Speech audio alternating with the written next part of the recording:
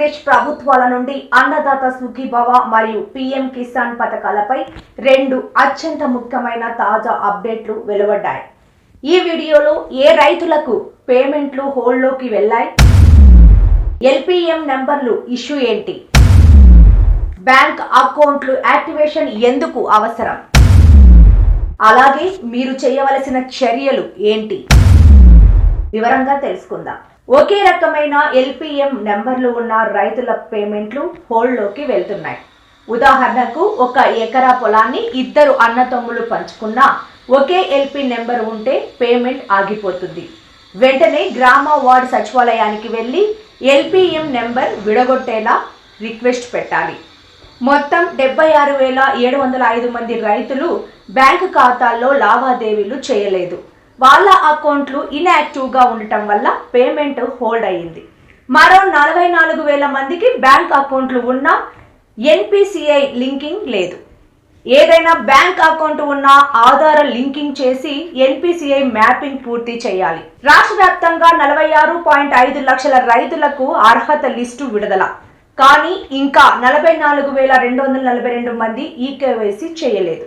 వీరి పేమెంట్లు కూడా నిలిపివేశారు. ఒక కుటుంబానికి ఒకరికి మాత్రమే పేమెంట్ వస్తుంది. అందువల్ల ఇతర సభ్యుల పేర్లు తొలగించబడవచ్చు. ఫైనల్ లిస్ట్ గ్రామ వార్డు సచివాలయాల్లో ఉంది, తప్పకుండా చెక్ చేయండి. ఆగస్టు 2న ప్రకాశం జిల్లా నుండి ముఖ్యమంత్రి చంద్రబాబు నాయుడు గారు అన్నదాత సుఖీభవ పథకం ప్రారంభించబోతున్నారు. మొత్తం విడుదల కావలసిన మొత్తం 3,156 కోట్లు. ఇందులో 2,325 కోట్లు అన్నదాత సుఖీభవ, 831 కోట్లు పీఎం కిసాన్. మీ భూమి వెబ్సైట్లో ఇప్పుడు ఆధార్ లింకింగ్, మ్యూటేషన్, ఎల్పీఎం నెంబర్లను చెక్ చేయవచ్చు. అయితే మీ మొబైల్ నెంబర్ ద్వారా లాగిన్ చేయడం తప్పనిసరి. ఓటీపీ ద్వారా లాగిన్ చేసి మీ వివరాలు ఇతరులు చెక్ చేయకుండా ట్రాకింగ్ సిస్టమ్ అమలు చేస్తున్నారు. పేమెంట్ రాకపోతే ముందుగా చెక్ చేయవలసినవి ఈకేవైసీ చేశారా, బ్యాంక్ అకౌంట్ యాక్టివ్గా ఉందా, ఎల్పీఎం నెంబర్ ప్రత్యేకంగా ఉన్నదా, ఆధార్ ఎన్పిసిఐ లింకింగ్ పూర్తయిందా. ఈ వీడియో మీకు ఉపయోగపడిందని అనుకుంటున్నాను.